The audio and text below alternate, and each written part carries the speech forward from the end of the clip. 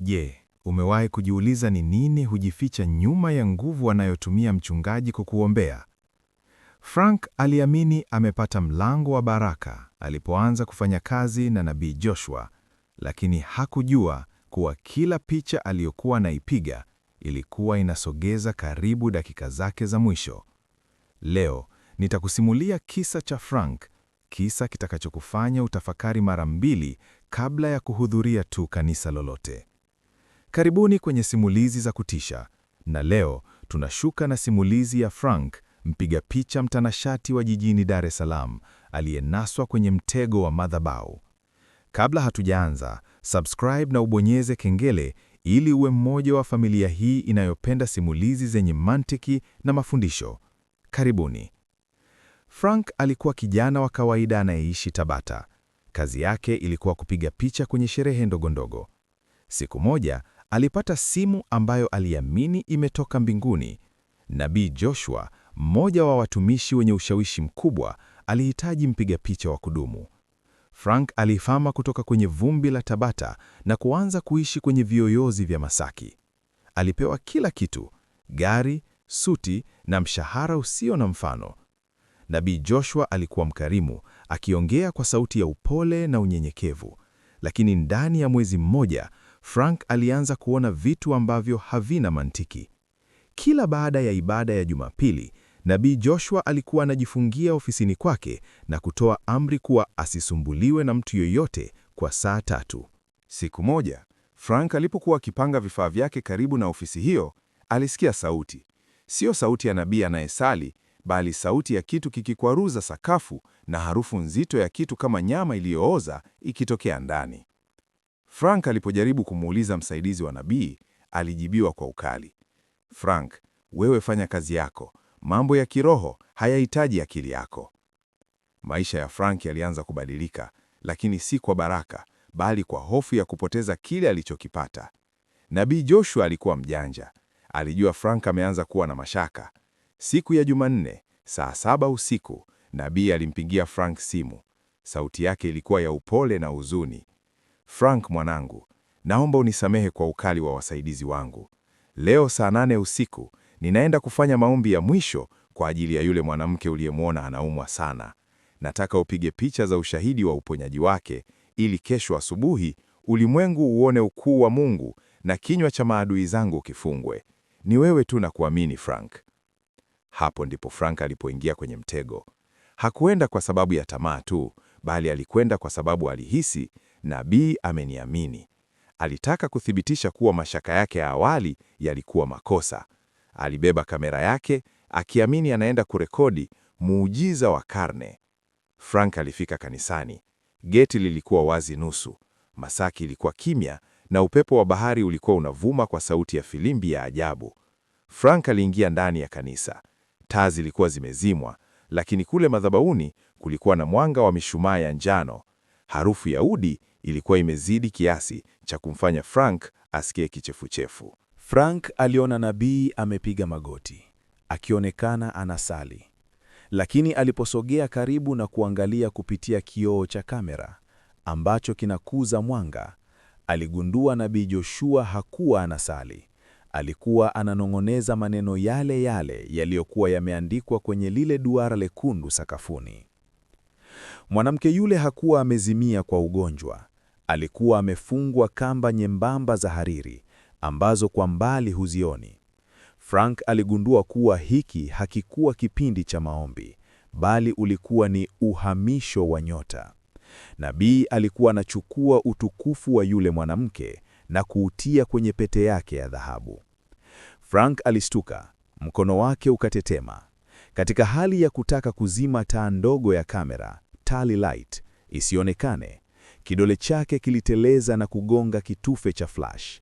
Mwanga mkali ulipasua giza la kanisa kwa sekunde moja. Paa! Hapo ndipo nabii alipoacha kunong'ona. Hakupiga kelele kama mnyama wa movie, bali alisimama taratibu, akageuka na kusema kwa sauti ya chini iliyopenya mpaka kwenye mifupa ya Frank. Frank, nimekuita uone utukufu. Kwa nini umechagua kuona kifo? Frank hakukimbia kuelekea mlango mkuu. Alijua walinzi wa nabii, wale vijana wenye misuli, wangekuwa wameshafika hapo. Kwa kutumia maarifa yake ya mazingira ya kanisa, alipita korido ya nyuma kuelekea jikoni. Alisikia vishindo vya viatu vya kijeshi vikigonga marumaru. Nabii alikuwa ametoa amri, mkamateni, asitoke na hiyo kamera. Frank alifanikiwa kutokea dirisha la chooni ambalo lilikuwa dogo. Akajichubua mikono, lakini hakuona maumivu. Aliruka ukuta wa nyuma na kuangukia kwenye miti ya miiba. Bila kujali, alikimbia kuelekea barabara kuu ya Masaki. Bahati nzuri, alikutana na taksi iliyokuwa inatoka kushusha abiria. Alijitupa ndani ya gari huku akitetemeka. Niondoe hapa haraka, nitakulipa chochote. Alipofika kwenye chumba chake kule Tabata, Frank alijifungia kwa komeo 3. Alikaa chini, pumzi zikiwa bado hazijakaa sawa. Alichukua kamera yake na kutoa memory card. Alitaka kuona kama kweli alirekodi kile alichokiona. Alipofungua video kwenye laptop, alipata mshtuko wa pili. Kwenye video, Nabii Joshua alikuwa anaonekana anasali kwa machozi na yule mwanamke alikuwa anaonekana anaponywa kwa amani. Frank aliganda. Inakuwaje? Macho yangu yameona vitu vingine, lakini kamera imeona vitu vingine. Hapo ndipo akakumbuka yale mafuta nabii aliyomwambia apake kwenye lenzi kila asubuhi. Hakukuwa na mafuta ya baraka. Yalikuwa ni nguvu za giza maalum au vitu vya giza vilivyokuwa vimeumbwa kupumbaza vifaa vya kielektroniki ili visirekodi ukweli wa roho. Frank aligundua kuwa siri ya nabii ilikuwa imejengwa kwa teknolojia na giza kiasi kwamba binadamu wa kawaida hawezi kupata ushahidi kirahisi. Simu yake ilitetema. Haikuwa meseji ya kutisha ya majini, bali ilikuwa meseji ya muamala wa benki. Nabii Joshua alikuwa amemtumia Frank shilingi milioni 5. Kisha ujumbe mwingine ukafuata. Frank, hiyo ni pesa ya likizo.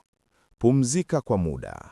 Kumbuka, ukijaribu kuonyesha watu hiyo video, utaonekana muongo na mwenda wazimu, kwa sababu video inaniunga mkono mimi.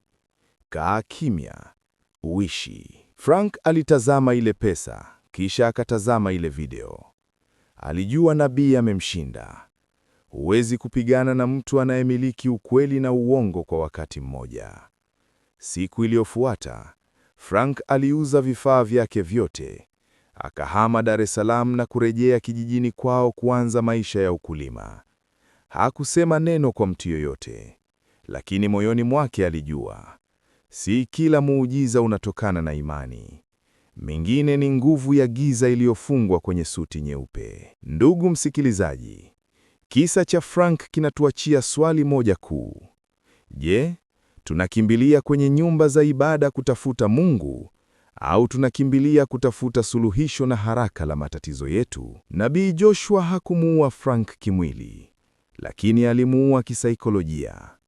Alimwonyesha kuwa ukweli unaweza kupinduliwa kwa pesa na nguvu. Frank alichagua kuishi kwa ukimya, akijua kuwa kuna vita ambavyo binadamu wa kawaida hawezi kushinda peke yake. Kuwa mwangalifu na unayemwamini. Na zaidi ya yote, usiruhusu shida zako zikufanye uwe kipofu wa kuona mbwa mwitu aliyevaa ngozi ya kondoo.